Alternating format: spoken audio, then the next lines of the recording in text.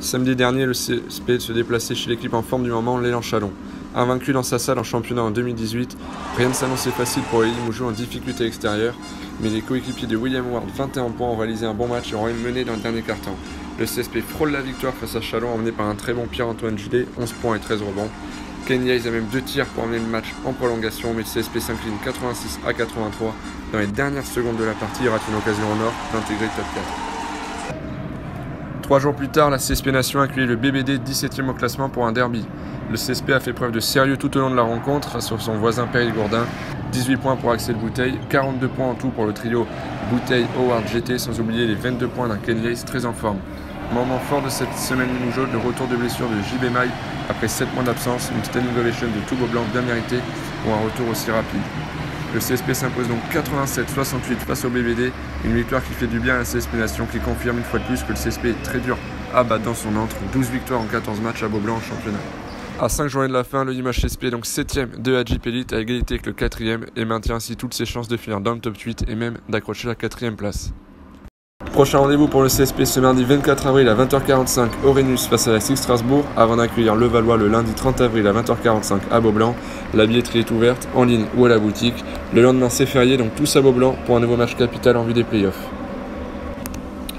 Après s'être incliné à Chalon 2e au classement 81 à 59, nos espoirs ont réagi avec une belle victoire collective et avec de l'adresse extérieure, 6 joueurs à plus de 11 d'évaluation, des progrès en défense avec 58 points encaissés seulement et les coéquipiers de Merveille Moununga, 14 points, 11 rebonds, restent en course pour aller au trophée du futur. En Eurocup, c'était l'heure du Game 2 de la finale entre Darüşşafaka et Kuban. Vainqueurs après prolongation lors du Game 1, les Turcs ont pu compter sur un Scotty Wilbekin inarrêtable avec 28 points à 5 sur 8 à 3 points pour 30 d'évaluation. Des tirs de très haut niveau qui ont donc permis à Darüşşafaka de s'imposer sur ce match 2, 67 à 59, une performance exceptionnelle quand on sait que Kuban était invaincu au coup d'envoi des finales avec 20 victoires en 20 matchs. Énorme performance pour David Blatt qui devient le 2e coach dans l'histoire du basket européen à gagner et l'Euroleague et l'Eurocup. Scotty Wilbekin est bien évidemment élu MVP des finales et Darüşşafaka décroche ainsi son billet pour l'Euroleague en remportant l'Eurocup 2018.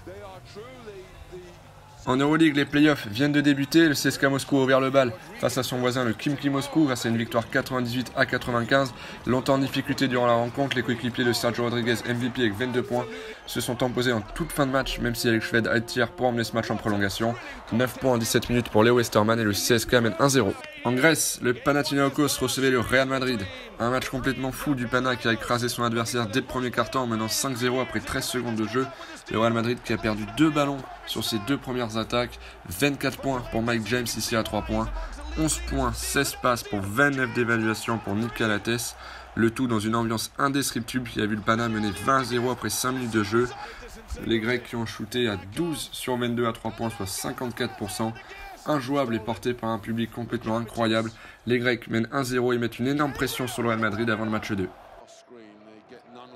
Le champion en titre, le Fenerbahçe Istanbul, recevait Victoria Baskonia. Les Basques n'ont rien pu faire malgré les 13 points de l'ancien Strasbourgeois Rodrigue Bobois face au double-double du meneur grec Thomas Loukas, auteur de 10 points, 11 passes. Un Thomas Loukas qui a donc régalé Yann Vezidi, auteur de 13 points pour 20 d'évaluation. Un double-double du meneur grec qui a également permis à l'ancien Limougeau Bradley Wanamaker de finir meilleur marqueur du Fenerbahçe avec 16 points au total. Une victoire sans forcer donc des Turcs 82 à 73. Zeljko Obradovic peut être en route pour remporter sa 10e Euroleague. Le dernier match a opposé l'Olympiakos sur surprenant Zalgiris Kaunas. Le Zalgiris, longtemps mené au score, n'a jamais lâché grâce aux 20 points de Kevin Pangos. Les joueurs de Saunas Jazigavichus mettent leur jeu en place au fur et à mesure de la partie. Plus 3 sur ce shoot à 55 secondes de la fin du match. Mais Spanoulis, auteur de 25 points et 9 passes décisives, envoie le match en prolongation. Une prolongation où le Zalgiris Kaunas réalise l'exploit, emmené par un Brandon Davis de feu avec 21 points. 1-0 pour les Lituaniens qui récupèrent ainsi l'avantage du terrain et n'en finissent plus de surprendre.